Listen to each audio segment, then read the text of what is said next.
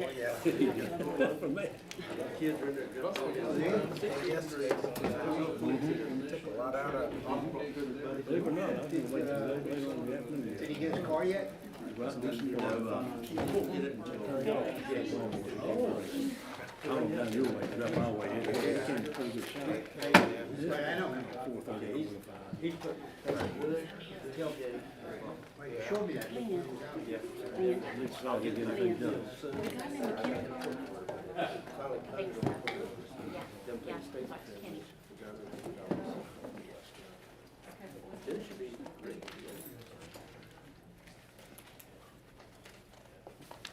Hello, everyone. We are going to go ahead and get started.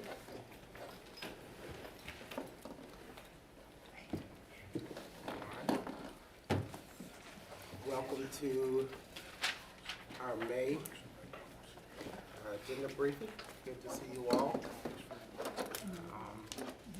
It's not raining right now, but as they say, North Carolina, the weather will change as soon as you think otherwise. So we'll see. Hopefully, we'll continue to enjoy some of this nice weather and continue to get some rain. We always need it. I hate to be in a drought situation, so that's the positive in me. But we'll go ahead and call tonight's meeting to order. And Council, you have your agenda in front of you and have your packets provided. So with that, I'll ask if there are any adjustments to our agenda. Any from staff? Okay. Not, we'll go ahead and adopt the agenda. Is there a motion to adopt our agenda as presented? Make that motion, Mr. Mayor. Thank you. I'll second it. Motion is made. Proceed to second. All those in favor, say aye. Aye. Any opposition? Hearing none, motion passes. We'll move on down to Mayor and Council comments. I'll start with Mr. Now. Well, thank you, Mr. Mayor. Well, it's good seeing everybody. I just got a couple things, and between maybe Lynn and the chief, they can answer my questions.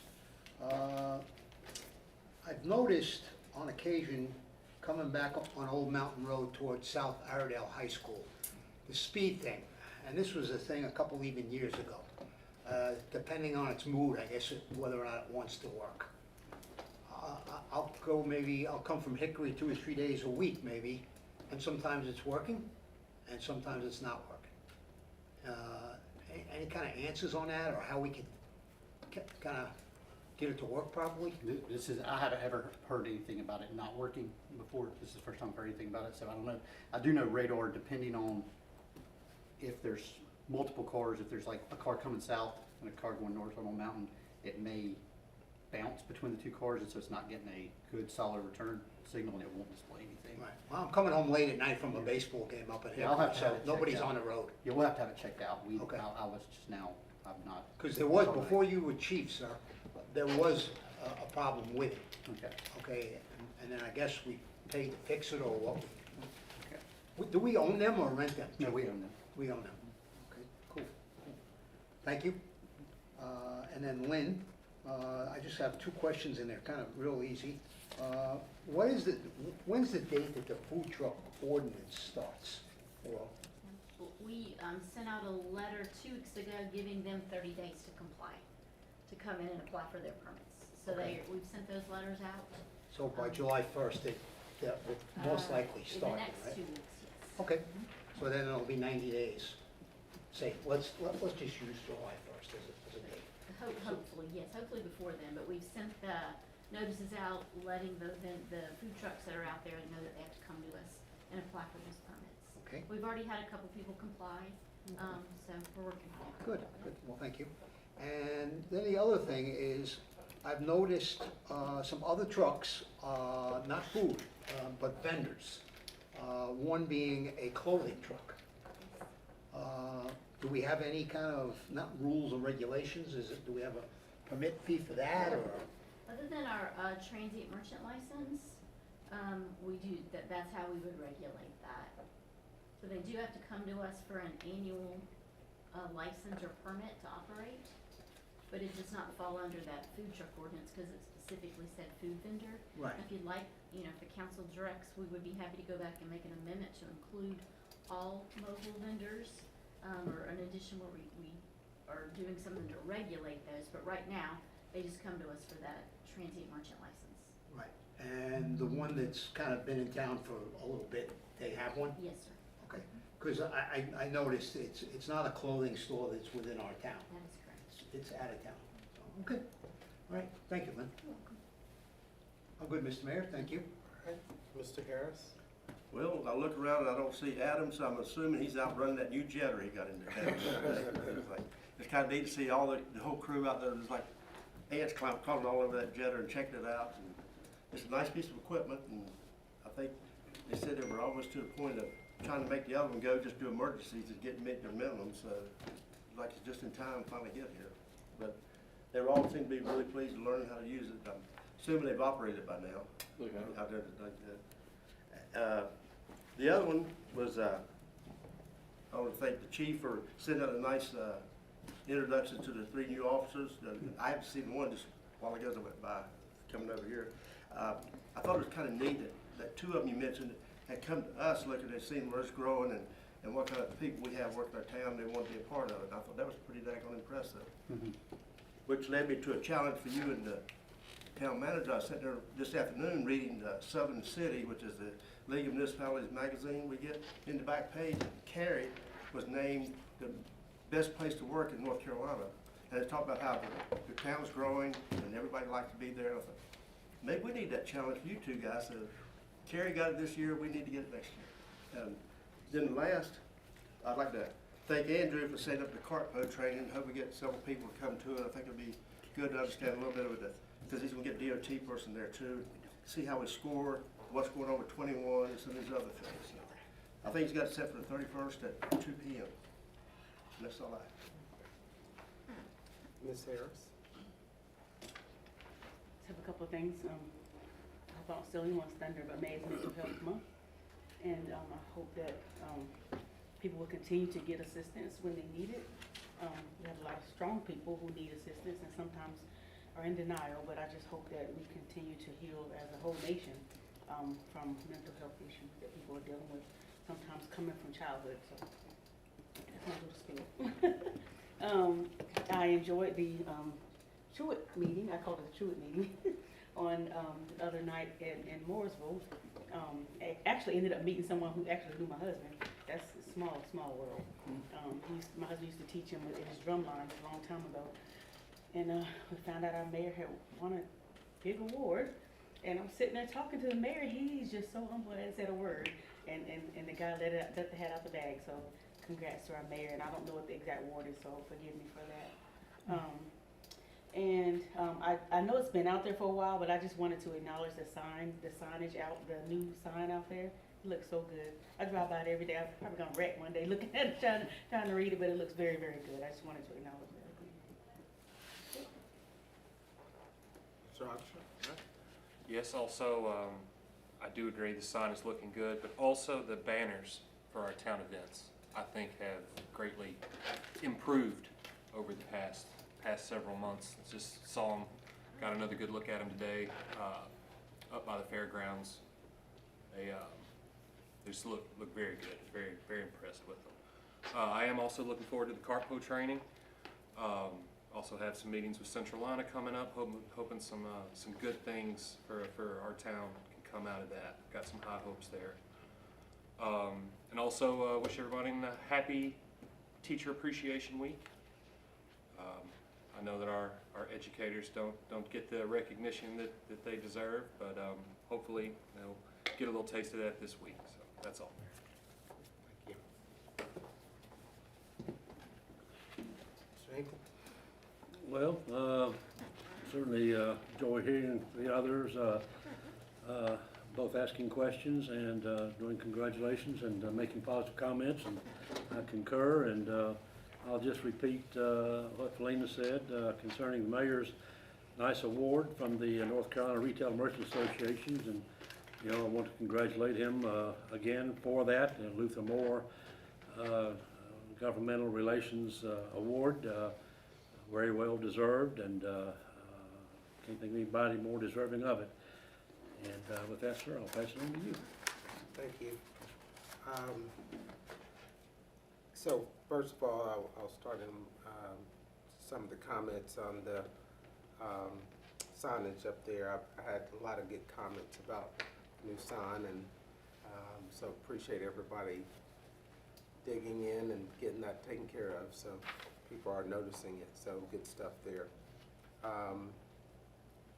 One question maybe on Lynn, on the sign ordinance that we did we have an effective date on that new sign ordinance as well? The feather flags? Mm-hmm. Yes. We sent out a letter giving them 30 days as well. Okay. To either come in and permit the ones that they have up now, and remove the ones that are illegal. Okay. I just see a lot of probably developments that have this on You're there. correct. Okay. And our code enforcement officer sent those letters out before he went on vacation. He'll be back tomorrow, so hopefully he will, start following up on those letters that were sent. But we did give them 30 days. Okay, great, thank you. I hate I wasn't here to take a quick drive in the jetter.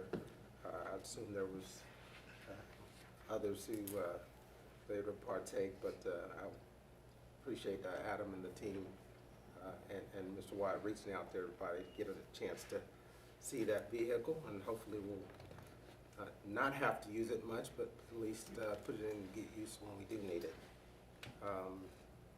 Look forward to the CarPro training. So Andrew has done a great job, and he's let him know setting that up. And again, I think it'll be good for the entire council to hear about that. I also want to mention that, as Mr. Octor said, it is Teacher Appreciation Week, and look forward to celebrating our teachers as the year winds down. And I know they're probably both stressed and happy as they get to the end of the year. So thank them for all that they do for us in our community. Lastly, Mr. Hinkle surprised me.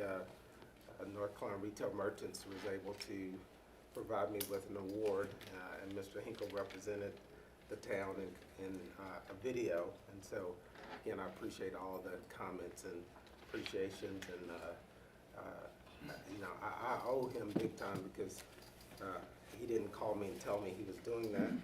But again, I appreciate his comments as well. I've worked with that organization for a number of years at the legislature, and again, I appreciate all the comments. With that, we'll move on to staff items. Mr. Wyatt. Thank you, Mr. Mayor and Council. I'm not going to prolong things, but other than to say the only disappointment about the jetter was that Eddie was not here to drive. Are you serious? I expected him to be here to drive. I thought he'd get it for a week, though. Thinking he'd go pick it up wherever it is and bring it. I think Adam made the same comment. Where's it? That's right. But we are glad, post-COVID, there's a lot of things starting to happen with inventory, but we still have delays in a lot of areas. I'm appreciative that the old jetter hung on and we didn't have a catastrophic failure to where our services were still maintained. But again, as part of our planning, as you all know, that was almost a 2-year process just to get the jetter here. And sometimes I don't know that the public is astute to some of our meetings that we have here and how long that we do plan for certain pieces of equipment and or long-term plans in a whole lot of areas for our town. But I'm glad it finally came together, even though we had to change a supplier in the midstream because of various supply issues, but I do think this piece of equipment, just like the old jetter, can feasibly last us 25 years if it's maintained properly. The old jetter, in about a month, we don't want to give it up just yet, but in about a month, if everything goes as it should with the new one, then we'll take the old one and then have it repurposed and gone through so that we still have two. That way we have multiple employees that can be, if it's jetter day, they can be in different areas of the town doing the work that they need to do. And sometimes working two different points on a line absolutely can get issues handled more quickly. But I would just like to reiterate part of you all's comments. Our staff, if Adam were here, he could tell you, I won't say it's an everyday discussion, but most days we are having discussions about the aesthetics of various parts of town. But I appreciate each department that has something to do with those, and it is an all-hands approach that we have asked all the department heads, employees. It may not be their direct job, but if they see something that is wrong or needs to be replaced, that they make us aware so that they can be dealt with, and we are continual. It is, the old saying is, you drive by something every day, it don't stick out to you, but if you drive by it once a month, then there is an obvious issue. So I'm not saying that we're perfect, but I am saying I'm very appreciative of each department director and their staff and what we're doing. We continued our employee luncheon this past Friday. It was ironically but well planned and thought out months in advance on my part that we had Taco Friday on Cinco de Mayo, but we did have a good luncheon. Our employee of the month was announced that you all hopefully get to recognize Thursday. And having said that, unless you have questions, we'll move on with the rest of the agenda. Any questions? Brent? Keep moving. The next one we have on our agenda is David Salibi had reached out to us on previous occasion asking about some type of speed calming device in the area of the library in a couple different sections. We discussed it last fall, early winter, and David and I spoke a couple times about it, and I just simply asked him if he would, as he's more attuned to what he's seeing and experiencing, if he didn't mind doing his own presentation. He's got plenty of experience in doing that, and he graciously accepted that ask. And I'm going to turn it over to David to do a presentation that he would like to put before you all to consider furthering our discussion on traffic calming devices. Dave? We've got some handouts, but first of all, I will say I am David Salibi. I live at 121 Brown Street. I've been there since 1975. And that's back when Brown Street, you could actually lay in the middle of the street on Sunday afternoon and take a nap. Well, it's not like that anymore. And if you're familiar with Brown Street, it is adjacent to the Troutman Library. So I'm here, first of all, I'll let you know, Mayor Young, that I'm not asking for a decision. How's that? I'm just asking for consideration, and then you guys talk about it, work on it, because I know how the wheels of government work, don't I, Doug? Yes, sir. I sure do. I think you've been here a time or two. I've been in this room a time or two. But anyway, thank you for having me and just allowing me to speak. I will say up front that some of the concerns that I've heard from this board, that traffic calming devices, and that's what it's called, they are sometimes a hindrance to fire trucks, snow plows, and ambulances. Well, I brought the only one I could bring today, which is probably, the subject matter expert is, and knows her well, is Blair Ritchie, who is the Director of EMS in Iredell County. And Blair deals with, traffic calming devices, not just in Troutman, not just in Statesville, in Mooresville, and there's quite a few in Mooresville. So, and also, and she's here to answer your questions because you do have questions about ambulances. I know that. So she's here to answer those questions. Our police chief's here and he can answer questions. I haven't talked with him before, but I did talk with Country Boy Landscaping. Country Boy Landscaping does your snowplow work, Chris Carney, and Cartner, excuse me. And Chris says there are types that he likes to work around. He's real familiar with it. And then there's types that he does not like to work around. And so I'm going to address that. Also talked with our fire chief, Wesley Morris, and Wesley and his team have no problems with any of these. And he appreciated me asking him first.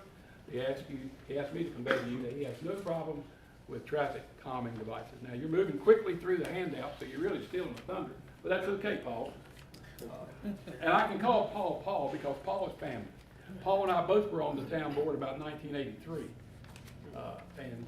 Paul grew up and I'm still around. But there are a few things that I would like to talk to you about before I open it up to questions.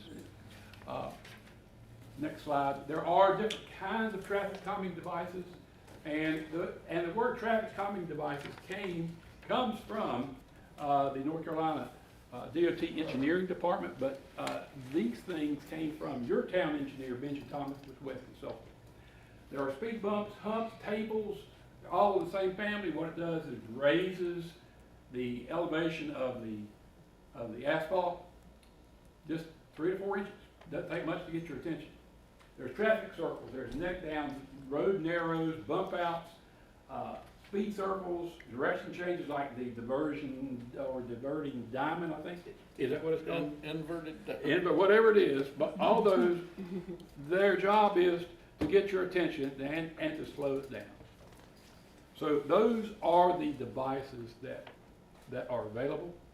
I will go back, and the reason why, you said, well, David, you're 69 years old, why would you be interested so much in a traffic calming devices from your home?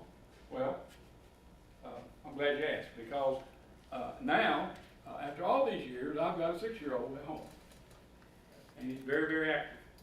But more importantly, some of you may remember before the Troutman Library, but now that the Troutman Library is there, we have summer reading programs. We have kids everywhere certain times of the day. And I enjoy my front porch, so I watch. And I see kids darting out, and I see a lot of traffic. Traffic is not all day. Actually, Chief, there is no traffic issues when the police are there. And you guys have put a patrolman there at certain times, and nobody acts up when the police cars are around. Isn't that amazing? But during school, during work, before and after school time, commute time, our road, along with lots of other roads, are cut-throughs. When Randy sold breakfast, that was a great cut-through just to get to the breakfast shop, because everybody come up my street, Brown Street, turn on Church, go to Randy's to eat. Well, now that Pat's Place is coming, breakfast is probably going to be there again. But all that to say is, we've got a lot of children that occupy that area. We didn't have that before the library. That was just a field where the town dumped mulch. Everybody had free mulch. But we turned it into a library, 2008. Been a great thing, but we have a lot of children. And it's not all day, it's in spurts. And they'll be walking it from the Englewood section, from the Perth Road section, they're all around. And so they're coming in, and they're all over the streets. You know, I mean, at times, not all the time. So, because of that, we're asking for some safety consideration on that street. Now, next slide. There are those devices, and you've seen them. These are called speed bump, and they mean a bump. They're made for 5, 10 miles an hour, typically in parking lots, and they will rattle your teeth. They'll ruin your car, especially at a high speed. And the Methodist Church had one for a while, Doug, and the town took it out, but it got people's attention. We don't have many in town. These are mainly in parking lots, but people have tried to put them in streets, and they seem to work. I mean, they'll definitely slow you down, especially after the first hit with the chief. Oh, yeah. So next slide, please. These are speed tables or intersection tables. This is one that we put in probably about 2010 or 2009. This is Church Street, Brown Street. And it doesn't look like much. So I watch this one a lot. And they get up a pretty good clip coming down Church Street from up toward Randy's all the way down to Winchester. But when they get there, that slows them down, because you can hear them wind it up, either coming up the hill or down the hill. They are letting it rip it, but when they get there, they've been hit enough that they know. And the same thing here. This used to be a three-way stop. We tried stop signs years ago, Doug. That didn't seem to work unless the police were around. When the police were around, no problem. Everybody stopped just like they're supposed to. So this is a speed table or a raised intersection. What we're asking you to consider, and I've also included in the packet your town policy on speed bumps, which I think it was somewhere around 2011, April 2010. Next slide, please. Thank you. These are speed humps. This happens to be right. This is Pellegrino's, so it's right there on Litton Street. I walk that way a lot. People do take their time over it. Actually, there used to be a speed bump there. That's what the Methodists put out, one of those rubber ones. But this slows people down.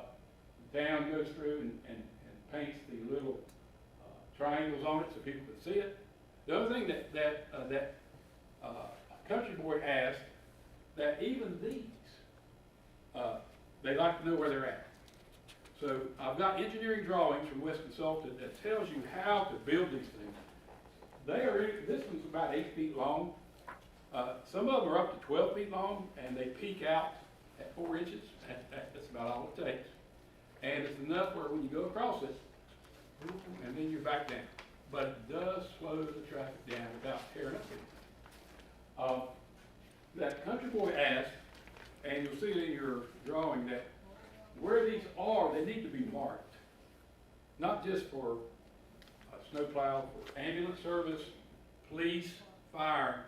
Other than the triangles, it would be nice to have some type of sign that says speed hump. So there's a detailed engineering drawing, what would be put out in specs if you were doing a road, of the type of signage that you would put on both sides of this thing. Not great big signs, they're usually kind of small, but people do get the idea that this is where it's at. So this is a style of speed hump, but in Mooresville, next slide, this is what you see everywhere. And the EMS, Blair's team, they navigate these all the time in Mooresville. They're at Walmart. That seems to be part of their traffic flow devices throughout Mooresville. A lot of these, and these are interesting, is the 12-foot long speed hump, but they have cuts in it for water flow. Okay.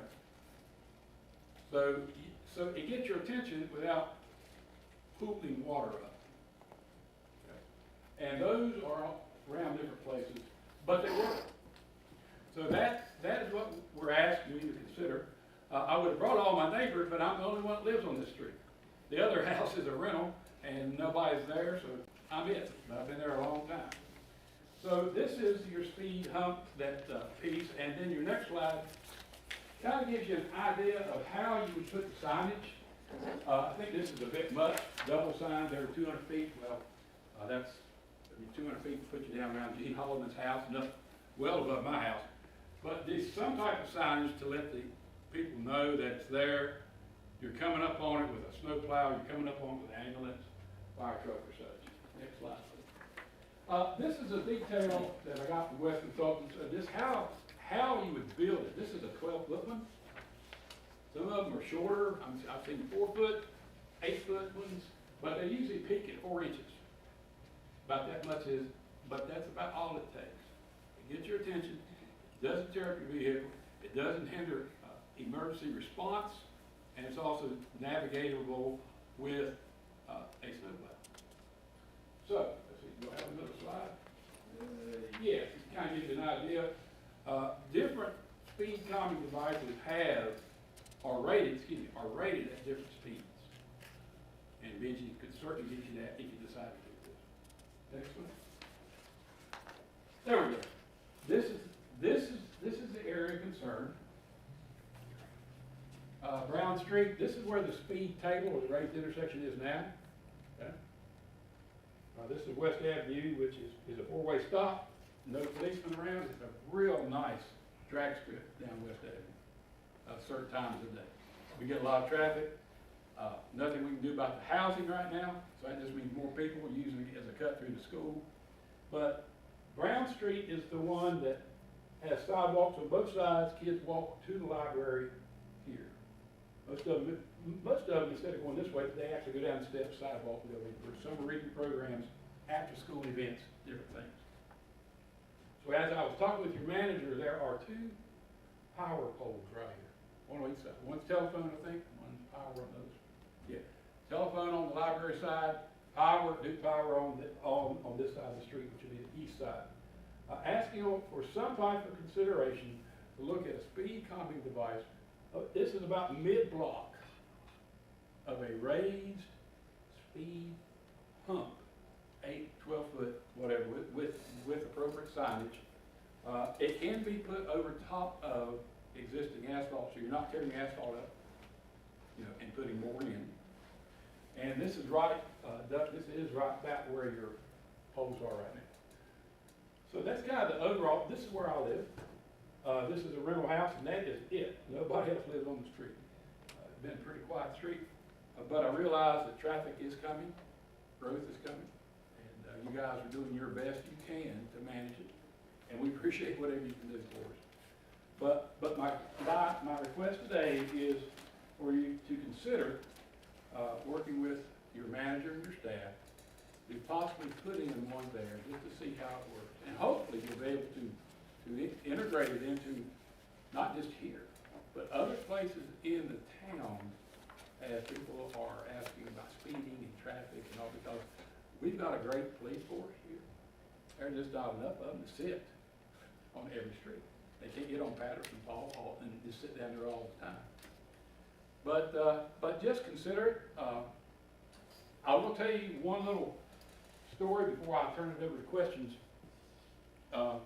Years ago, before we had a traffic light at exit 42. So see, it wasn't nothing there with the truck stop. We just put a sewer line in down there and a water line. And we tried hard to get a traffic light, one traffic light. Ended up going to Raleigh, spoke with DOT on it, got over to Raleigh, and they looked through all of our information, and they said, you do not have enough fatalities at that intersection to warrant a traffic light. Well, that got my attention, and I said, well, how many do you need? And then I left. And lo and behold, we did have fatality there. Maybe more, but we finally got a traffic light. The crosswalk at Randy's tried hard to get push button crosswalk for our people to be able to go across. It took Kenny Overcash getting hit twice by cars. One time it hit him and knocked him down, next time it threw him up on the hood. For DOT's attention to say, hey, we need a push button. So, I'm asking more for a proactive approach. Look at this, see what you can do for us, okay?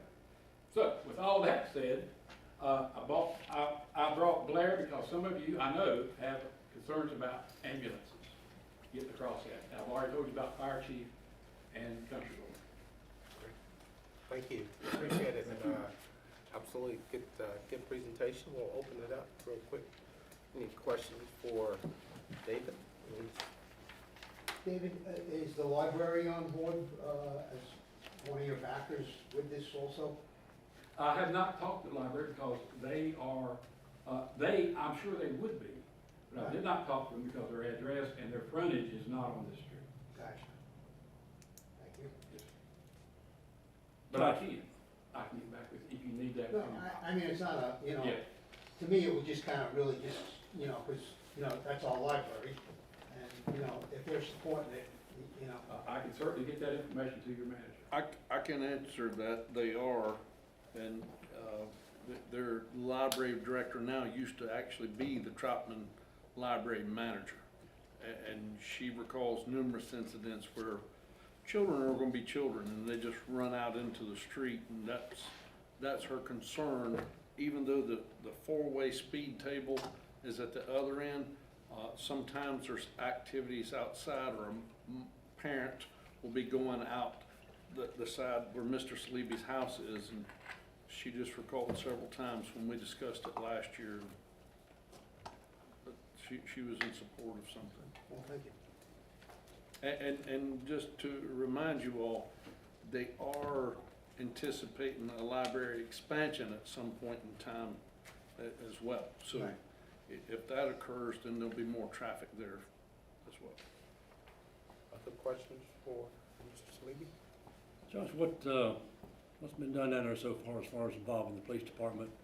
I understand when the police are there and they're visible, people are gonna obey the law, but, you know, we've, had some other situations around town where, you know, you've gone, investigated, and have not recommended, one be put there for various reasons. What's the situation here? Our current, since I've been here, we have not gotten any complaints about speeding or traffic issues on Brown Street to me or to anybody where it's come up through me, to me. There's been, the manager let me know about this upcoming, there's been no, there's not been a crash on Brown Street since 2010. There's not been any traffic citations issued on Brown Street. There have been some for the stop sign for vehicles on West Avenue around the stop sign at Brown Street. So, we haven't had any complaints or crashes to warrant us giving attention there. When we have so many complaints on other areas.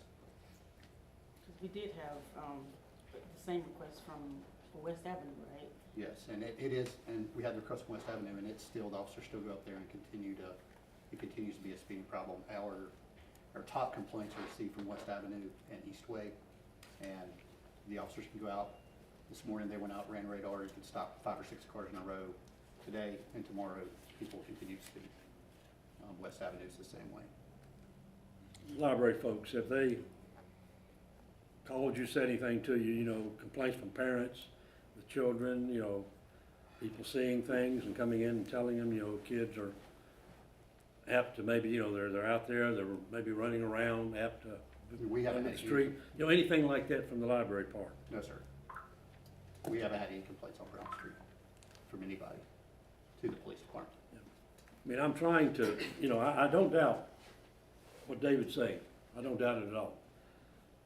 But again, you know, we've had some requests several months ago for some speed humps, various places. And they were denied, so to speak. And I want to be equitable and fair in this situation. And if we do it one place, then we've got to look at all places in a similar light.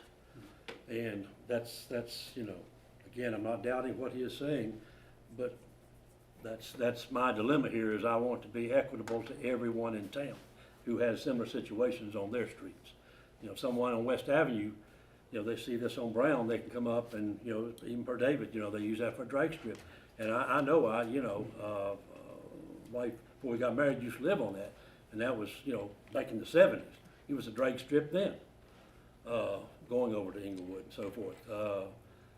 So, you know, I don't doubt that at all. But if someone comes from West Avenue, you know, how can I approve or say, let's do it on Brown Street in front of the library or beside the library, and then, you know, admittedly a drag strip, so to speak, on the west, and we say, no, we can't, you know, not right now. It doesn't meet our standards. So this is what I'm trying to get to, is this level of being able to be fair in every situation to set up a policy that is equitable to everyone in town. And, you know, I'm you know, small children, libraries and so forth, I'm very cognizant of that. But I've got to be, you know, to everyone else in town as well that has similar problems. And, you know, neighborhoods can have kids running in and out, not just libraries and situations. So this is something I think we need to discuss a little bit. You know, if there's a need at the library, and again, I hear what's being said, and it sounds like there is, I don't want to just pick and choose and cherry pick. I want to be consistent. I want to be consistent all over town. Could we, Chief, could we put our radar trailer up there? Because I know it was very good when you put it up for South Iredale in the Barron Seasons homeowners area, that you were able to give us speeds, how many people went over the, We can give you a could we traffic- put we it can up do a there for a traffic week and then you could come back and give us a report? And, Yeah, we can do a traffic study there very easily.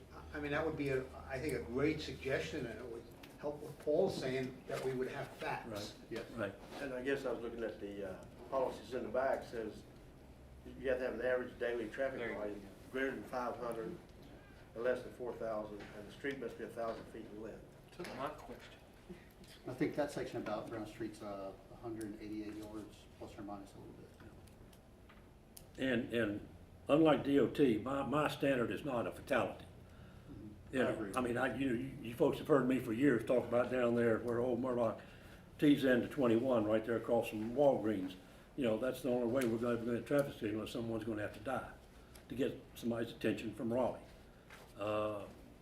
But I don't want to see that at the library. I don't want to see it on West Avenue. I don't want to see it anywhere in town as a standard.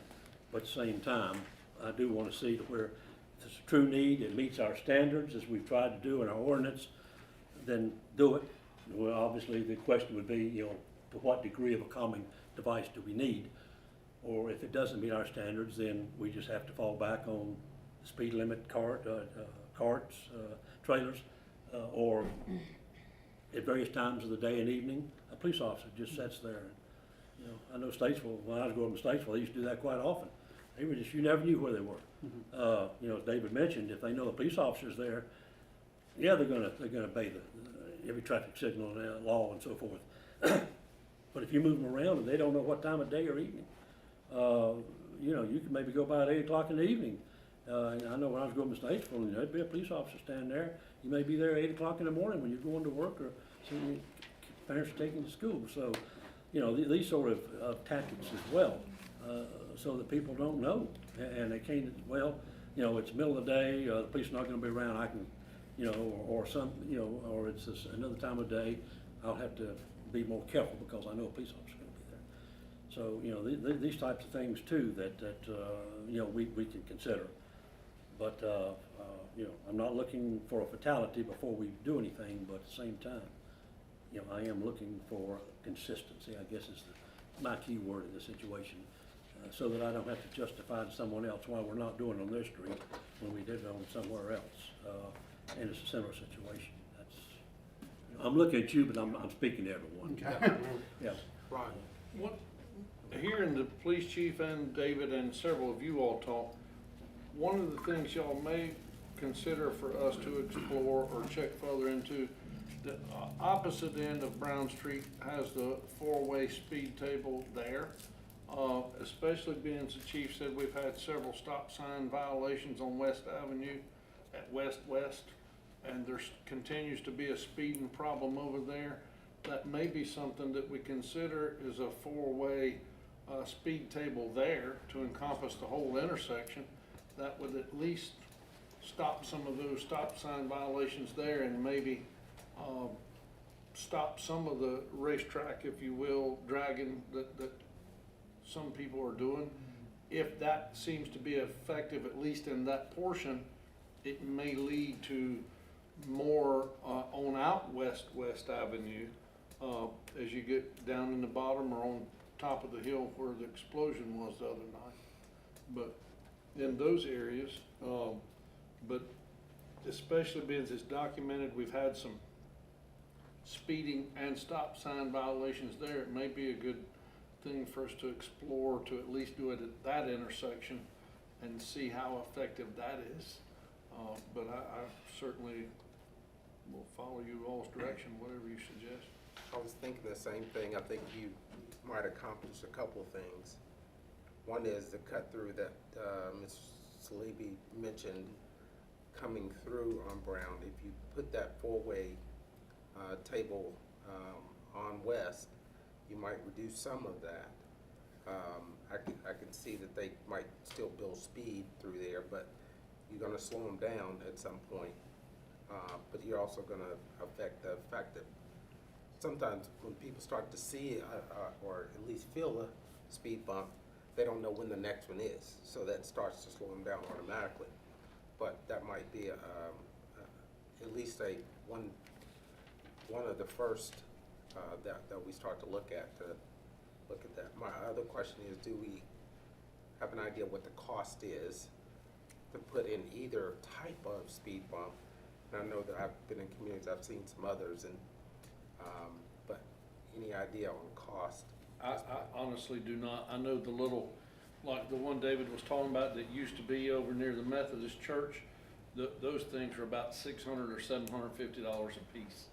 But those are the ones that are jaw-jacking, bone-jarring. So if you did those at all, the intersection within, I would assume for it to be effective, you would need it within 100 feet of the stop sign.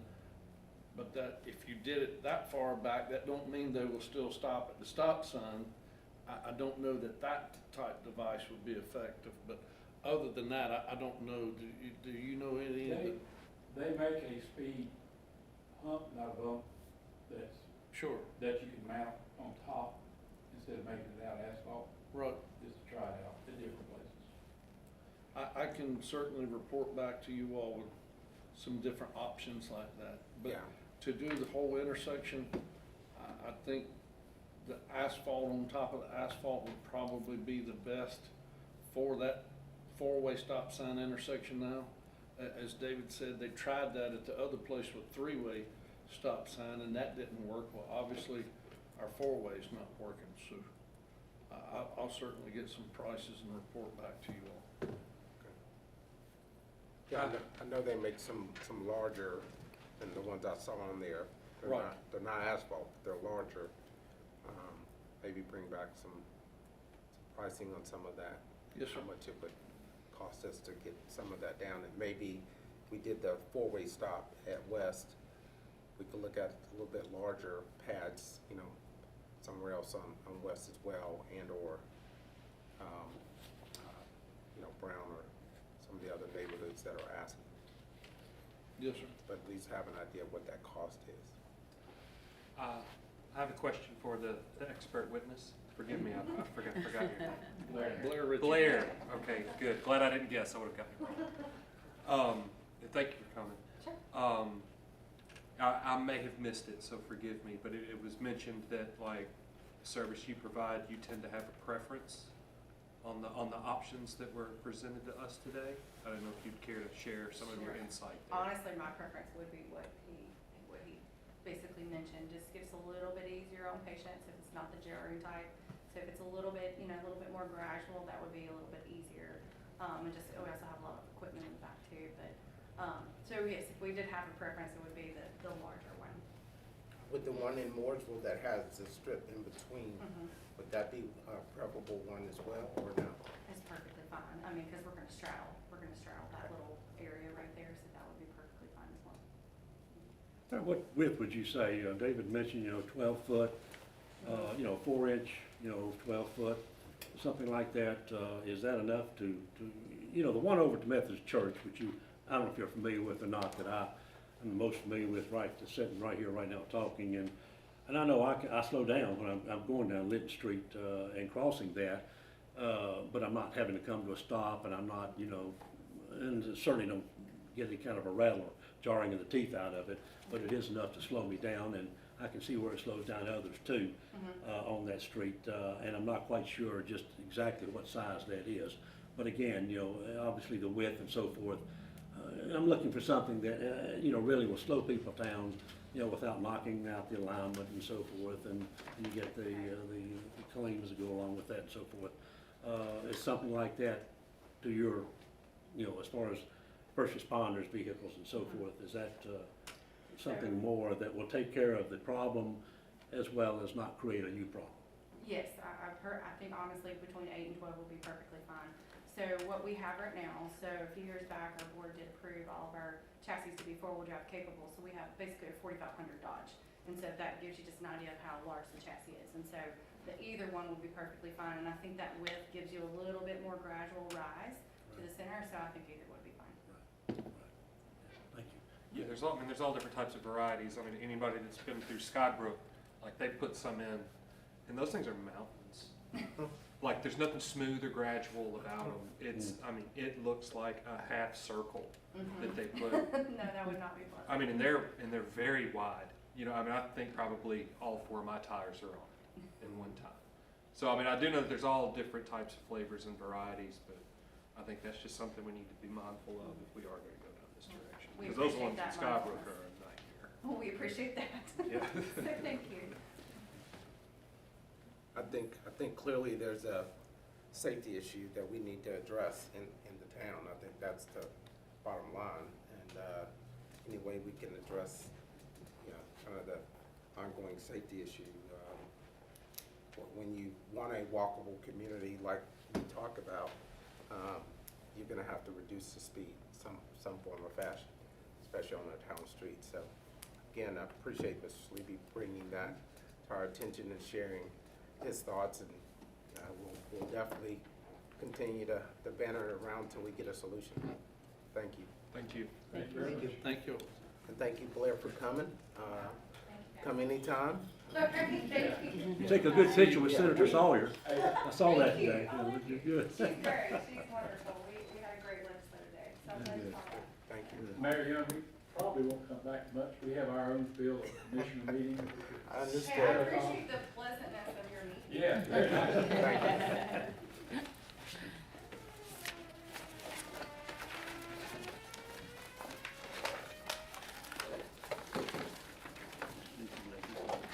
Thank you. And Ms. White, will you also include maybe in your report kind of the cost of the signage as well? Yes, sir. Okay, thank you. Do we have some existing, right, that we may need to add signage to? Is that what I took away from that presentation? It's not a bad idea, Yeah. you know. I Yeah, think it would take some of especially where the, we don't have, I mean, the hump or the bump is there, but we don't have a you know, sign, sign. right? And- And and- that may also be a deterrent, so. and, you know, you can have all the markings, you know, but if you've got like snow, you get a snow plow, I mean, you're not gonna see it for the snow till it gets there, and all of a sudden that blade hits it. Yeah. So, you know, for liability purposes, again, if someone is coming down through there, and you don't have the sign up, and they don't see it, and then knock the car out of alignment, you know, well, we have a legal liability there to fix the person's car. So, I mean, certainly signage to what we do have, and in addition to looking at what we might do elsewhere in the town, including Brown Street. I would hope not, but. No. There were potholes too. Mr. Mayor, maybe for the June meeting or whenever, how long it's gonna take for us to keep discussing this, is there a possibility that we could get the number of traffic calming devices that are in our town? In the town. It'd be, I mean, I think it would just be nice to know whether or not we got 6, or we got What the 10, or we got. I'm only aware of 3, but we will look and see. Okay. But Thank but that would include your speed limit sign as well? Yes. You're included? Please. I think he's, okay. Just so we know what we're considering here. Include what? I'm sorry. The speed limit signs, digital speeding signs. Oh, Yeah, that. Because I do know within the last couple of years Yeah. that we have, as Paul did say, we turned down some Right. requests Yeah. for speed bumps. Right. How many light poles? Yeah. And I know some communities don't want it, so again, I think that's why we had the policy, Right. so that, you know, if there's a certain number of people in the community that want it, then they need to at least meet that threshold, so. And of course, I'm not speaking for anybody that was on the council at the time the policy was designed. But if I understood correctly when it was discussed last, it's not that any particular staff or you all are against the speed calming devices. Right. We've gotta have a policy that's fair and consistent in when we place them and where we place them and why. When you take certain neighborhoods, if it has 200 houses in a neighborhood, of course it's full of pedestrians and children, but then they come back to us saying, hey, put this device here. No, but their HOA certainly could if it met our conditions, and that's, everything, a speed table's not essential in everything, and just like the chief said, when we have areas that, and I do understand, if they see a patrol car, of course they're gonna slow down. But a lot of times, it's not a patrol car. As a matter of fact, on Eastway, when they've been working traffic here, you got an officer standing out there with a gun, radar gun. Well, he has both, but. He's only pointing to one. Right. And you don't see the car. It's too late by the time you figure out where the car is. So, in some of these places, that's the way, is that one called LiDAR? LiDAR, we do have laser, but I do know on Eastway, the officers will actually sit there with 3 cars, one using the LiDAR and the other guys are going to stop in the ones he clocks, and they continue to speed, even with the cars visible, so. So that's something that I'm convinced, just like trucks parking and no parking zone, it will take a couple months of maybe 100 tickets before hey, once it gets around South Iredell, okay. But I will say, and the chief may have different information than what I've heard, because I've not quizzed them about it, but most of these people they're catching are not teenagers going to South Iredell. These are adults that don't care.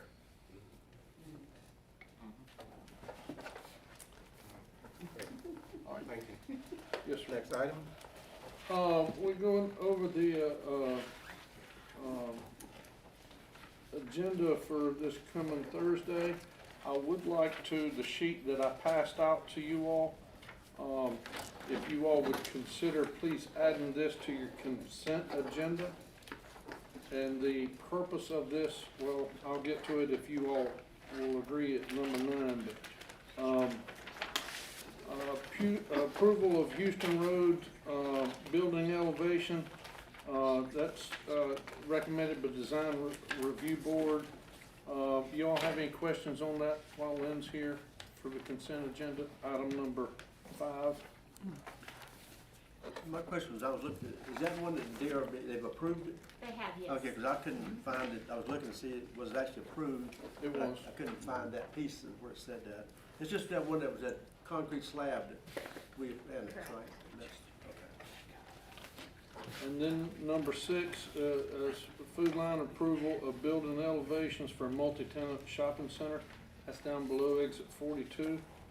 Do you all have any questions on that other than what's included in your packet? It's also recommended by Design Review Board. The one question I did have, Mm-hmm.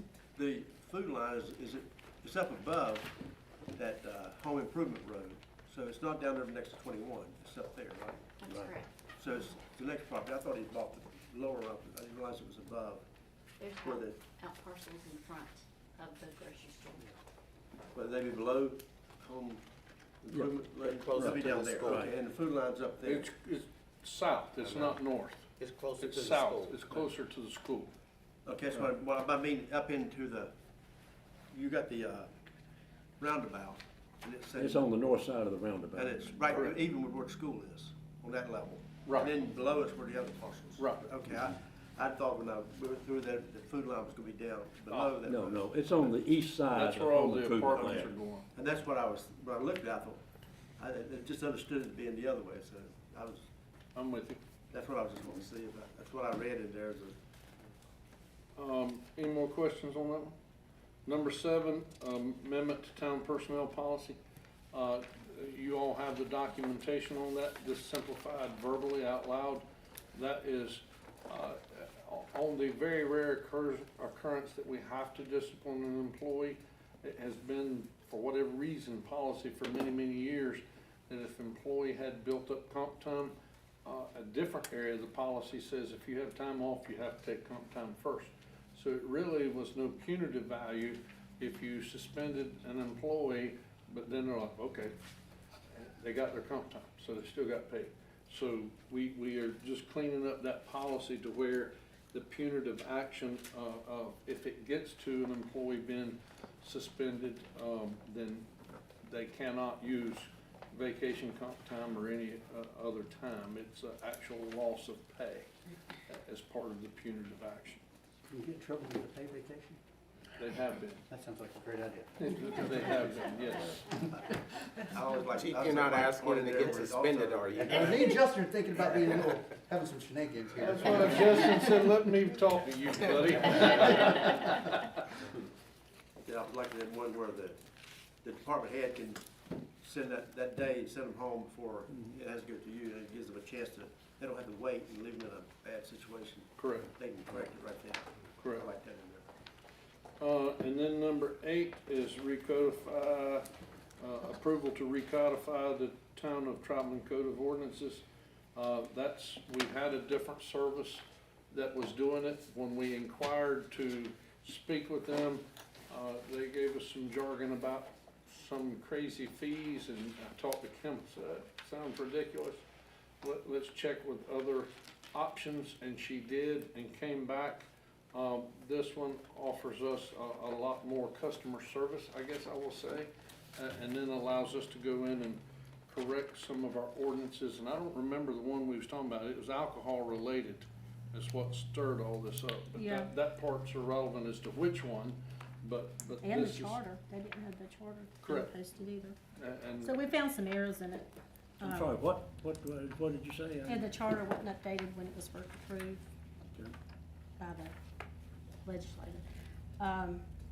But the company is, American Eagle, and they're through the League of Municipalities. The one we're with now is Municode, Civic Plus, and to recodify, it was like $14,000 to $16,000, and American Eagle can do it for $8,000.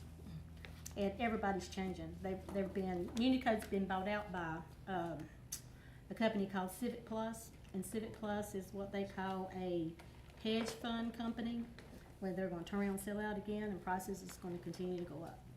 So a lot of people are moving over to this American Legal. And if more of the North Carolina municipalities are going in that direction, you're gonna have more consistency in Right. how people can check and find, and particularly developers and that sort of thing, what our code is, because they know where to go, and it'll look more streamlined. they stopped from saying preferred vendors. They just have lists of people that do certain things, and they come well recommended through the league. Okay. Yep. So, forgive me. So what exactly do you need from council on this? Because unless I missed it, I didn't see anything in the We're packet. changing contract and the price to recodify our code of ordinances. We have to publish it for people to be able to see and access. And as Kim stated, the current company, there's errors. Okay. Plus, for them to bring it up to date, they gave us jargon about why they couldn't do it the way we wanted, and it was gonna cost almost double of just switching and going with a new company and getting it right to begin with. Okay. Thank you. Hold on. What did I do with it? I had printed off copies. If y'all want a copy, I must have left them in the office. Or I can get you copies of what they're offering, American Legal, if that's what you want.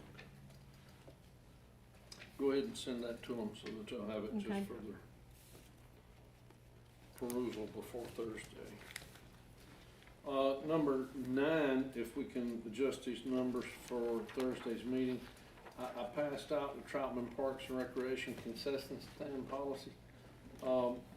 Currently, our policy that we had basically expired when the MOU agreement we did away with the county and TYAA and several other things.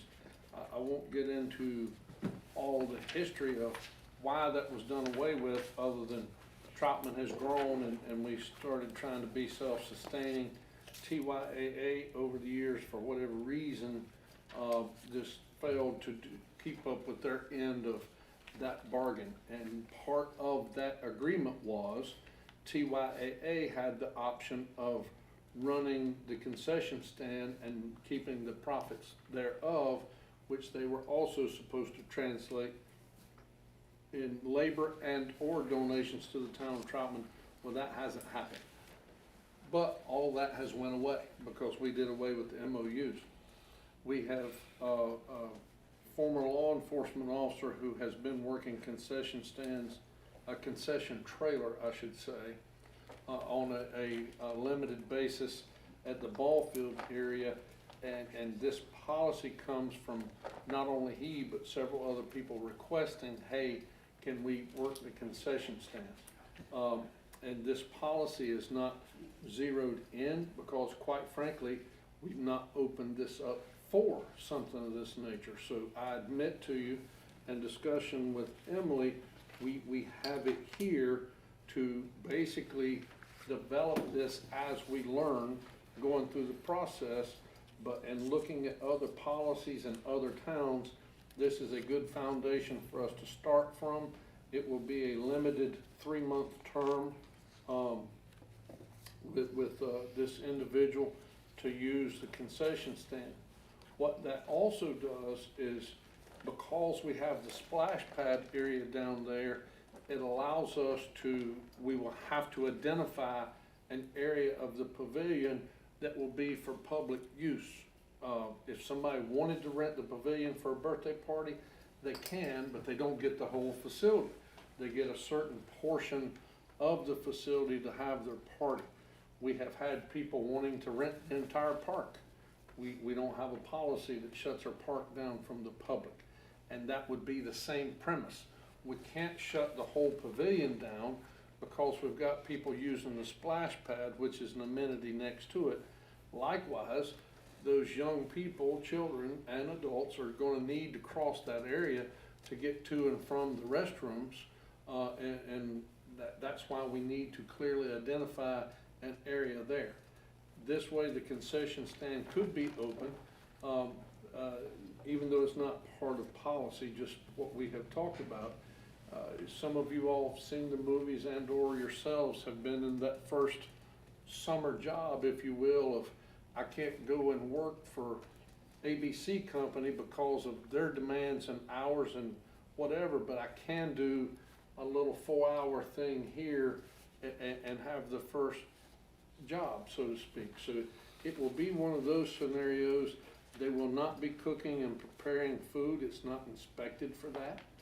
It will be prepackaged items that they sell at the concession stand. And again, this policy just loosely allows us to start the process, and as you can tell by its terminology in there, we will readjust and evaluate this policy annually going forward. I'll be glad to answer any questions if you all have, but this is where we're at now to try to get something that's of also of value to our park goers, because a lot of times we didn't want to put vending machines down there that could be vandalized or broken into, but yet we still wanted to offer a service to those people to where, whether it's a little icy pop or something of that nature, that they can have access to basic concessions. I'll be glad to answer your questions if you have any. Got a few, but go ahead. What now, as far as are they going to, as you said, the TYA was supposedly, they were gonna do in-kind for the town, in lieu, and they would, take the profits from the concession stand.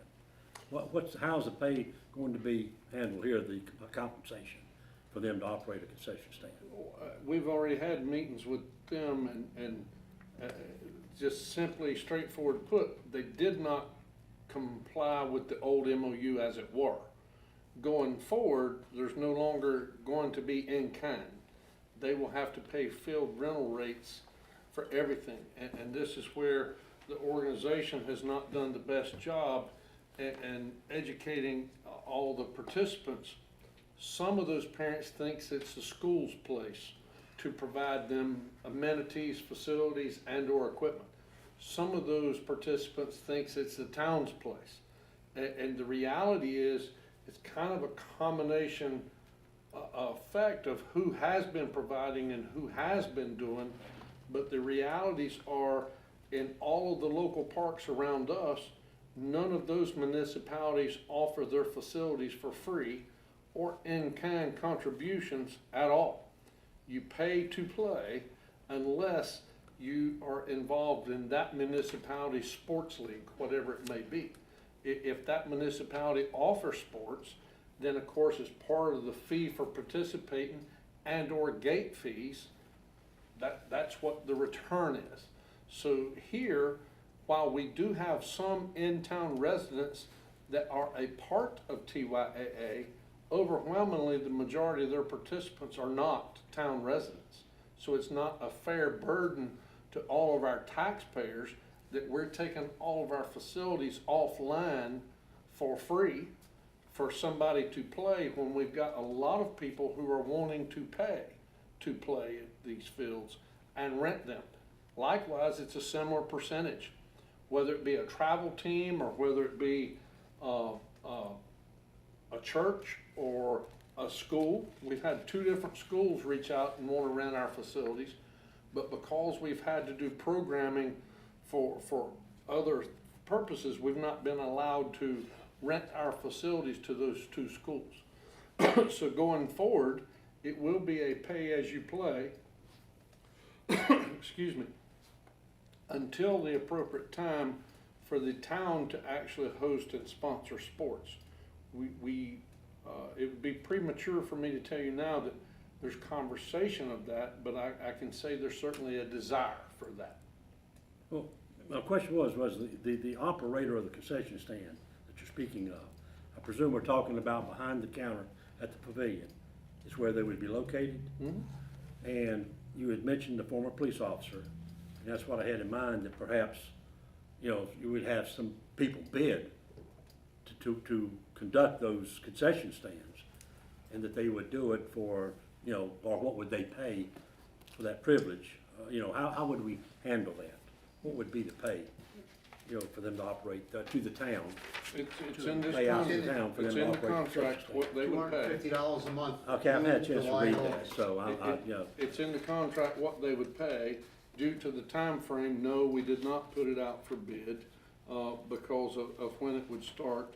We had several people, as we have in before, ask to participate and do things, but all I can say is different people out there are different. Some sees it as an opportunity. I'll use the chief as an example. Last year when we did Sandlot Baseball, there was one truck that drove up from Cornelius to participate, but it was not enough of an income for them, so they didn't want to return the next time that it occurred. Because there has not been a history of people to base this off of, we didn't have anything to market and say, hey, do you want to bid? Hey, do you want to do this? So we have come up with the fee. The one person has stated that he is willing to do that. That's why I say this is the foundation of what we do going forward, that allows us to determine what is the appropriate fee next year, whether it be the same vendor or other people get the opportunity to bid. Because we want it to be a win-win. Whoever's there needs to make money, but at the same token, the town also needs to make money while providing service to the users. Well, I would just also cover the concession stand that we hope to build the next several years, or not sooner. Hopefully this coming year, if everything Okay. works out. Yes, And sir. this would cover that as well. No, sir. This is just for this June, July, and August. Okay. That's all this is for. Okay, all right. So anything going forward on the other one, and again, and I appreciate your question because it's just clarity of where we're going and how. Once that other concession stand is built, then that may also change what our rentals are. As we have the different types of rentals that Emily has talked to you all about before, so that people can have a little picnic area, this will forever change. This is not gonna be a policy that we're good with for 5 years. I see this policy changing annually until our park is completely built out, and then we have something that we can say, okay, this is what we need to do. Elena? Is this, there's $250 for June, July, and August? Monthly, Right. Is that he's the inclusive person? yes. So basically, no food trucks then can come in? No, Well, that's not he's there. correct. That's not correct. As we have different events, and it says in there, if we have different events, we can have, for example, if the chief, they just did their kickball this past Saturday. If they decide to have a special event and there's a food truck that the town approves to be there, that's in addition to this. But he's got the concession stand at the pavilion Correct. for those 3 months? That's correct.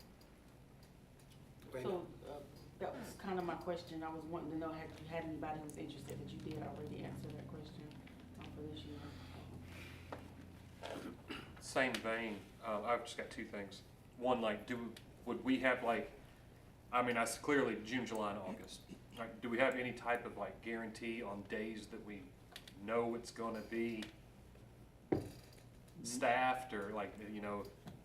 We haven't set that, I would assume based off of our park activity.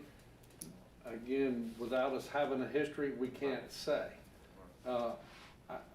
And Emily and I discussing this in depth, I don't want to force somebody to be open on Monday and Tuesday, for example, if there's nobody there. Likewise, if it's raining, I don't wanna force somebody to be open because they're supposed to be open, Right. but it's raining and nobody's here.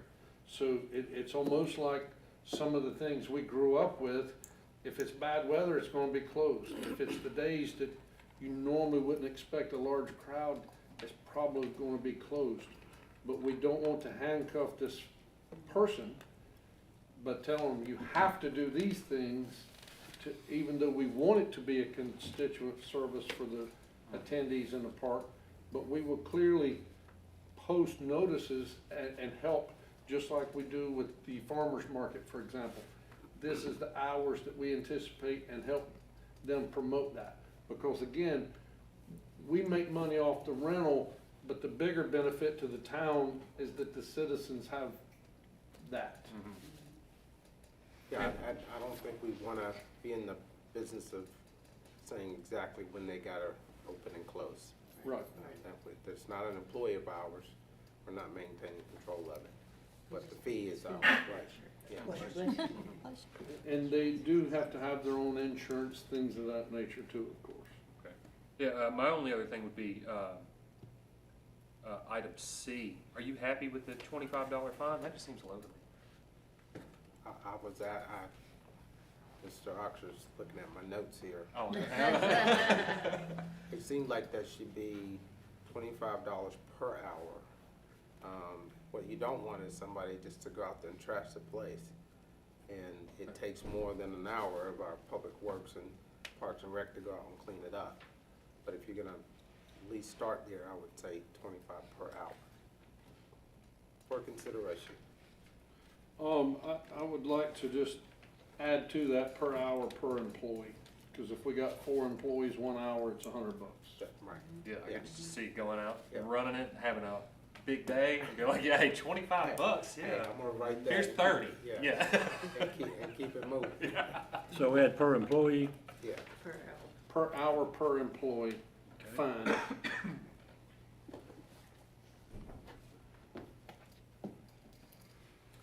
One other question. Yes, sir. I'm good. It doesn't speak to alcohol or non-foods. No alcohol is allowed. Can we add that? Sure. Okay. Yes, we can certainly put that.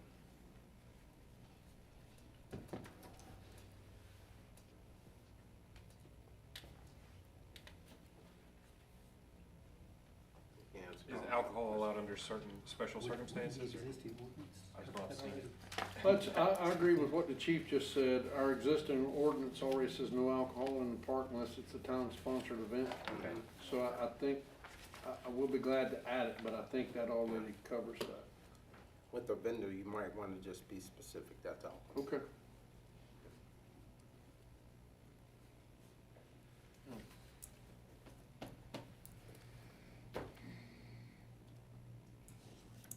Anything else? I guess, I'm sorry, I was just kicking that around, No, what go you ahead. two were just talking about. Yeah, so I guess if we are doing the pay-as-you-play model, like you suggested, which I agree with, that's not a town-sponsored event. Correct. Okay, all right, yeah, I was just trying to find the loophole.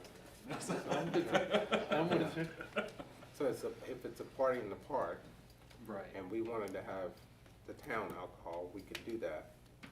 But, just to have the vendor there Right. doesn't mean that they can, although they're one of our vendors, doesn't mean that, they can sell alcohol.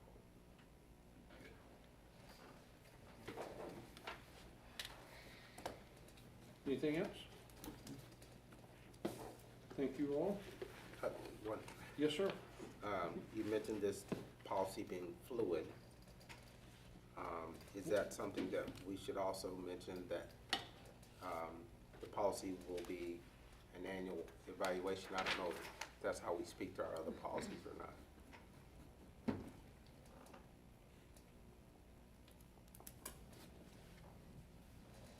I remember seeing something like that, but isn't that kind of subject to our discretion Or staff. regardless? It could be, I mean, I don't know that we have Policy to. till you change it. Right. Okay. All right. I was thinking subject. It says the monthly fees reevaluated annually. Yeah, but the rest, to Yeah. Gary's point and the mayor's, it would still be a policy unless it's changed. Subject to, potential change or something like that, yeah. Okay. Right.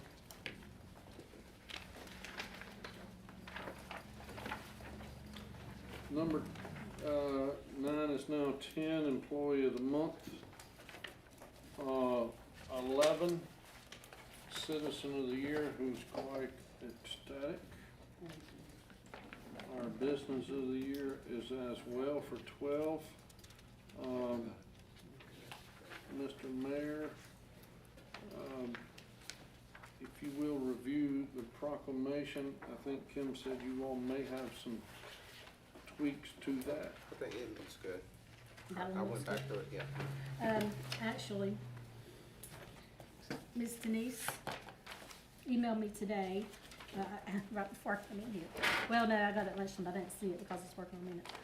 But she wanted to add some wording, and I have it here, so I want you to look over that before, Okay. because to me, at one point, it doesn't make sense, so. Okay. If you wanna look at it after the meeting. Okay. Item 14, another proclamation is Mental Health Awareness Month for May, if you so choose. Is that one okay? Yeah, Okay. that was really the one I was referring to earlier. Oh, okay. Yeah, good. 15, the chief has a couple officers to recognize for their advanced law enforcement certificates. That's a combination of training and their time in the job. Chief, is there anything you want to add to that? No. 16 is old business, annexation agreement modification between town of Troutman and town of Mooresville. You all see that there. The one thing I will say, just for complete transparency's sakes, as Gary has stated, and even the School of Government agrees, the preferred method to boundary agreements is to have surveys. In this particular instance, as I put out to you all, I recommended we use GIS in the sake of time, as these applicants, one's Troutman ABC, the other one is an investment group.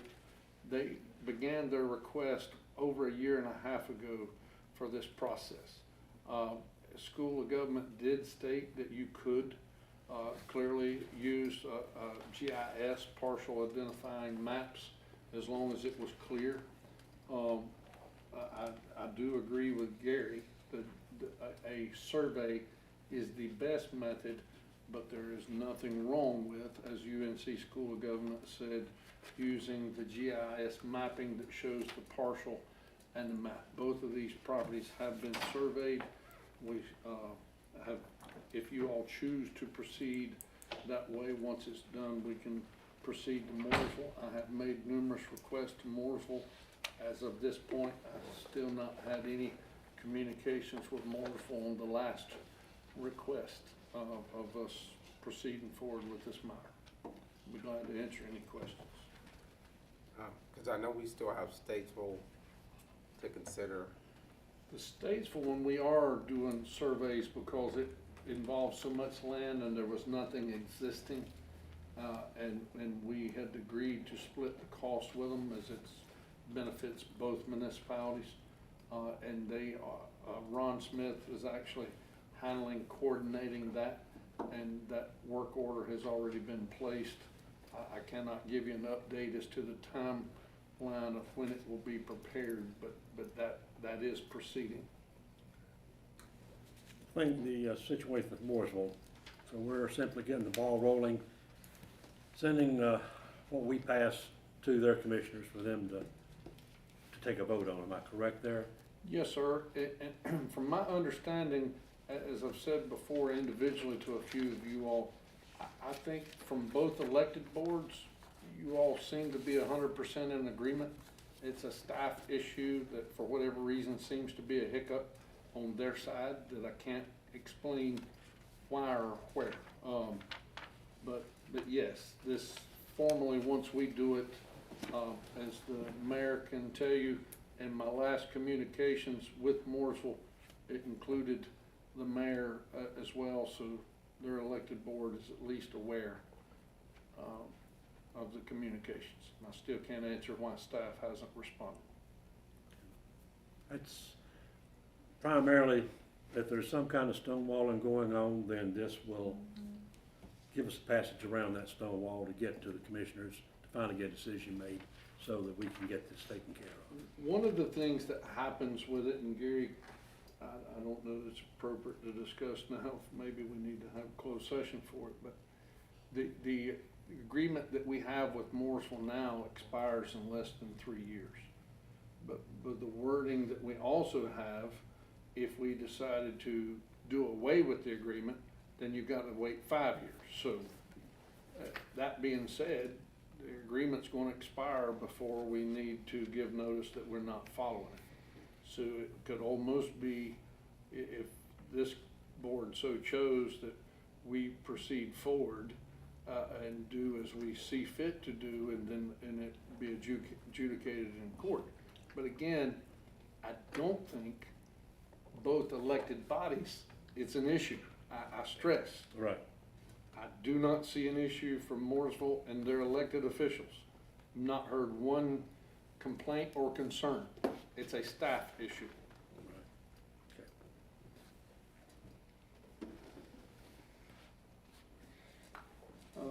17 annexation request, Cynthia Plyler, as Lynn stated, she owns a couple parcels of property there. One of them is already in our town limits. The other parcel is not, and she's simply asking that all of her property be in our town limits. Do you all have any questions of Lynn on that one?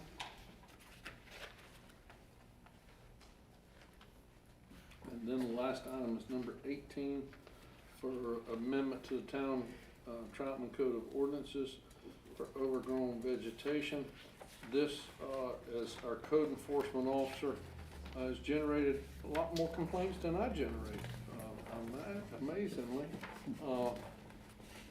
This helps clarify for those that don't understand or take pride in their property, I guess maybe is a better word of saying it.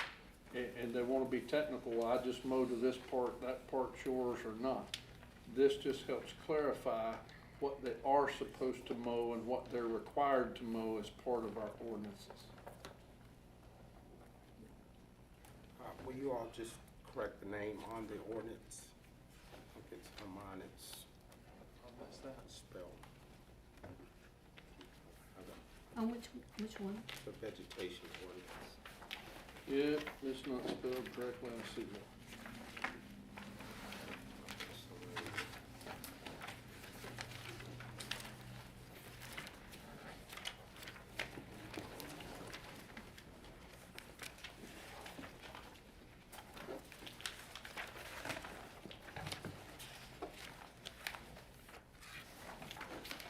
Where's the, I'm sorry, What's the title?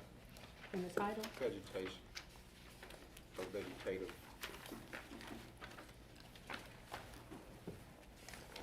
I'll fix it. It'd be nice.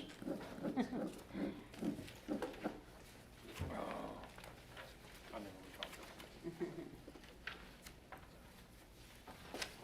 That's all I have, Mr. Mayor and council.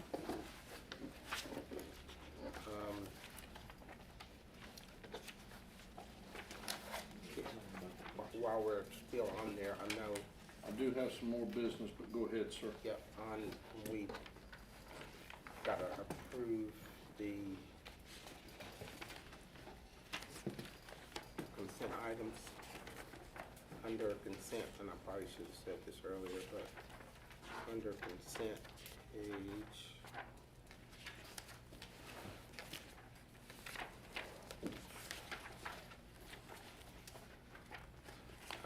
on the budgetary items, page 60. I don't know if you have that one. You're talking about the minutes? Yeah, Okay.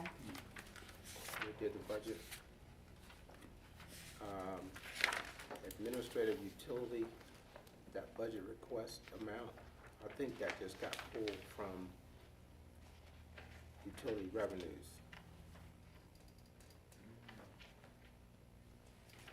Do you I don't know? have a copy. Can you pass that to Justin? This page right here? Uh-huh.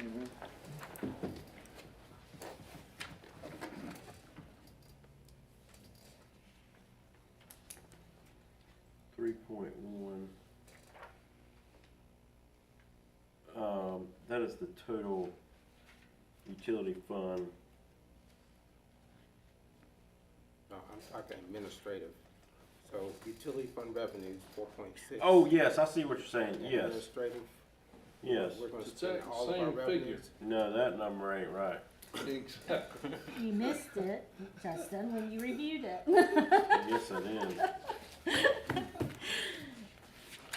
I just didn't want us to spend everything we brought in We'll correct on that too. administrative. We're gonna have a lot That of, would be bad, wouldn't Will it? you put the correct amount on there and I'll go back and Yes, pull it I out. will. That's why he's been dancing up and down the hall saying he was getting a raise. now I know why everybody's now pulled into utility fund. Yeah, yeah. Yeah, So can you pay my water bill? right, exactly.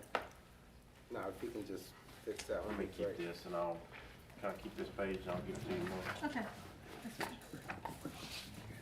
Okay, anything else on the agenda for Thursday?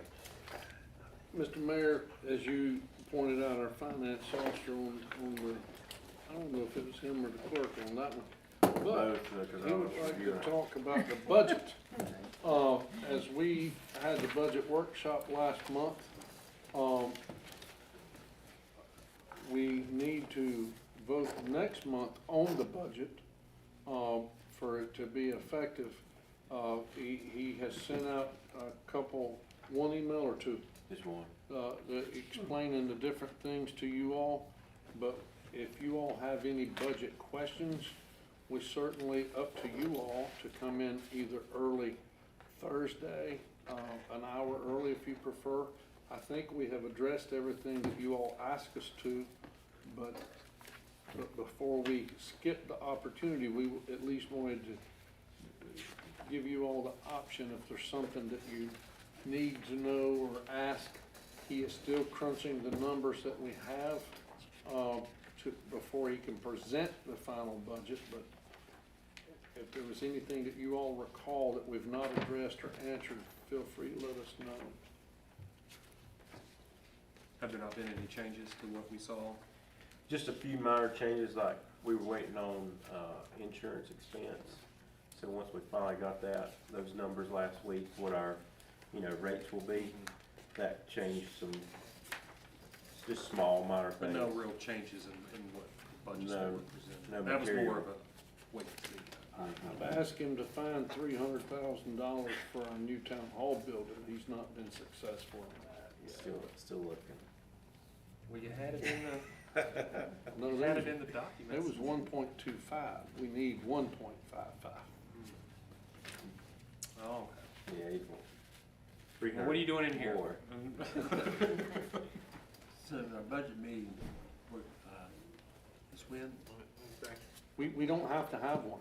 I just wanted to clarify, if you all were good, then we're good, and we'll send out the budget once he has all those numbers tweaked. But if there is anything that you all would like for us to answer, or for some reason you don't feel like we have answered to this point, we can certainly meet early Thursday if you all like, just for that purpose of discussing whatever those budget items may be. So no need, we can delete the Wednesday. Right? Yeah, correct, schedule for, if people wanted that, do a follow-up, do you feel like you need that follow-up? Those changes are all we've seen, I say it looks good. Okay. And I can send Any out a final, correction of that one number? I can send out a final, copy, email to y'all, sometime tomorrow. That way you have it in your hand before Thursday. But that don't mean that you can't ask questions or ask for Right. clarification.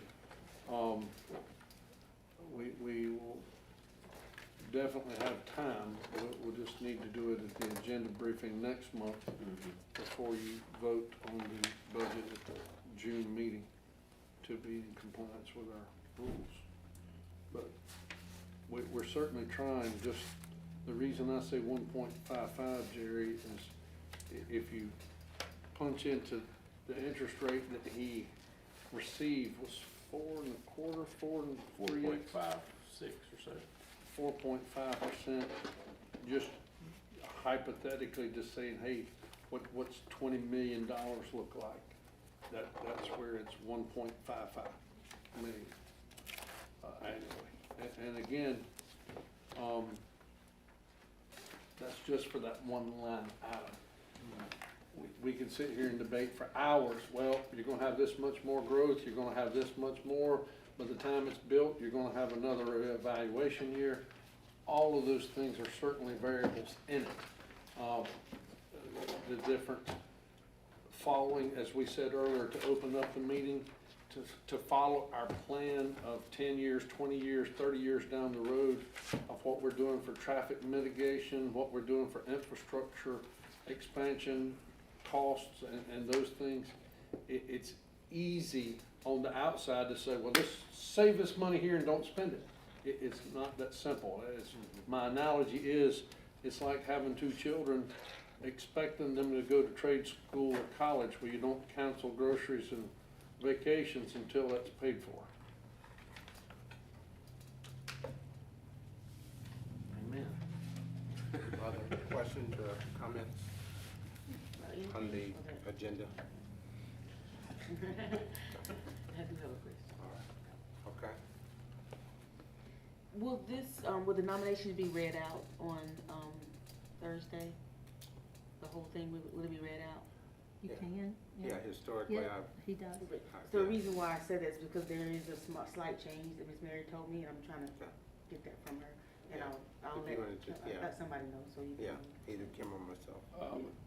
Typically, if you want it read, make sure the clerk has it so it can be Yeah. printed out and ready, and that way he can read it. Yeah. We can get everybody a copy. Yeah. Okay. Well, are you gonna read from the application that they That's sent? what she's saying.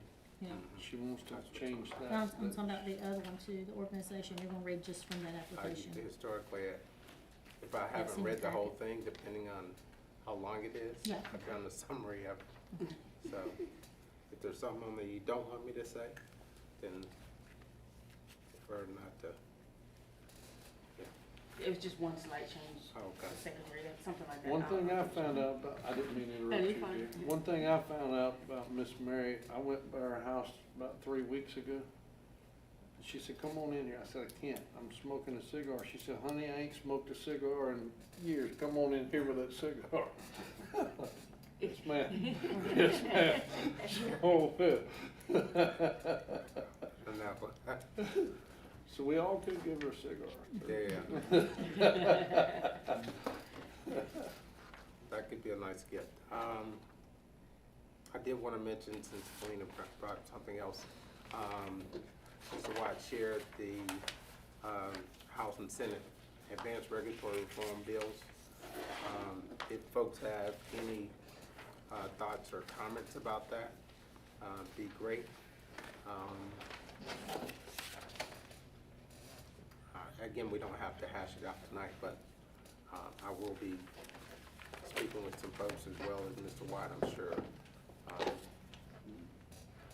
The one thing I'll add, if I may, Mr. Mayor, is in HB 600, the second paragraph would reduce the design daily flow rate to 75 gallons per day. That's actually less than where we're at now after being reevaluated. So there's certain parts of this absolutely is advantageous to us on our public works side of things. The other part, as I said in my email and in this statement to you all, I'm not asking you to take an opinion one way or the other, just that you all know what that may or may not do for decisions that you make in the future based off of what your thoughts are.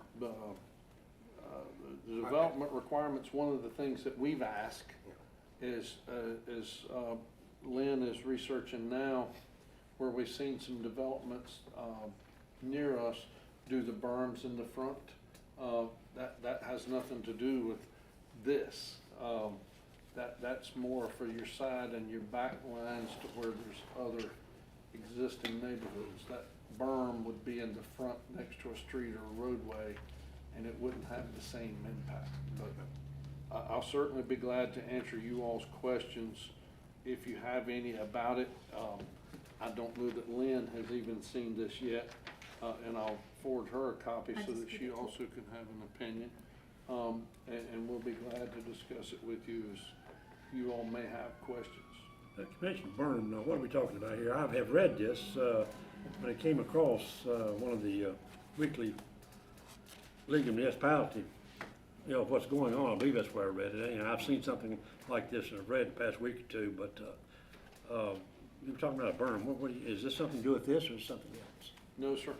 What I'm talking about a berm is a couple of you all had asked us for some of the neighboring municipalities, especially to the south of us.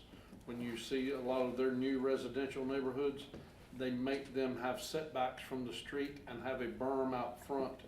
So, for example, if we're traveling south and we look at the apartments at the left at Oswald Amity, you can see the whole neighborhood. Well, if this were a situation like some others have, there's berms up there, there's vegetation on top of the berms, you couldn't see anything if you was driving by. So a couple of you all asked, could we consider that? And Lynn is researching now to see what some of those ordinances are in other locales to see what may best fit for us, and then give you all the option if that's what you decide going forward. And again, we're not telling you what to or not to do. We were just asked to look into it, and that's, Lynn is with all the things she's working on, that's one of the others that I put on her plate recently. And my point for bringing this up is because of that reduction in the 75 gallons per day. Yes, sir. That could be a benefit for us long term, because that has been a kind of a point of discussion with some of our neighbors. So. Yeah, I know when I saw that, like I said, whenever I read it in the past day or two or week, that first thing came to my mind, because I know we've had an issue with that and have had to get a waiver, I guess it's a waiver or recertification, get lowered, and this was perhaps even lower than that, so certainly to our benefit in development. We just got lowered to 85, but I don't recall which municipality, but one of our neighbors has had a reduction down to 65, and that's what we're trying to shoot for now, is Benji. Again, similar to the rest of staff, I have tasked him with that, but he's been, I mean, you can do the math, that's 17% difference in what we are having to earmark as capacity if we can get that changed. So it's very crucial to our future growth that we try to reserve as much capacity as possible. Is there something I'm missing with the, it seems like really the only big difference between the two are HB 600, including basically the stub out provision? No, they're basically the same, like you said. One's just a House bill and the other one's a Senate bill. And by the time they get through, they'll mirror them to be something in between the way they both exist now. They just put what both of them are in their existing form. As it states in the email, for the most part, because of what's happening, not our community, but throughout the state of North Carolina, it's anticipated that most likely, unless there's some heavy pushback for something that's unforeseen, that most likely this will pass. And a lot of communities similar to ours, the capacity issue is the main driving factor. The buffering on the curtilage, you've got some that have been far too restrictive, and that's why they're coming out to say, no, you can't. And we've had people come in here. They're offering this much, but I want them to double that or triple that. No, here it is, by state statute. That takes that burden off of a town council or city council. Yeah, maybe I just don't, yeah, back to the stub outs on HB 600. Is there, maybe I need to just go read the bill. Because I mean, I'm not exactly sure. Well, we've had this issue where we've had communities, we were told that you had to have 2 points of ingress and egress. Right. And so, again, I think this is from the House bill saying that the municipality can't require it. That was never us anyway. And so when we approve a development, then this will say it's one. If that ends up in the, final bill, we don't know that to be the case because it doesn't show up down in the Senate bill, but it could. And to add to what the mayor's saying, there's some communities, to my knowledge, ours has never been in the fray, that because whether it be 25 units or whether it be 1,000, that the state fire code, it's 100 or more, correct? The fire code requires 2 entrances if you have over 100 lots. So if you have communities that's 25 or 99, some other municipalities have been requiring them to have the 2. And they basically are putting this in statute that says you don't have that authority anymore. If it meets fire code, you can't make them have more entrances and exits. Would that still apply to conditional zoning?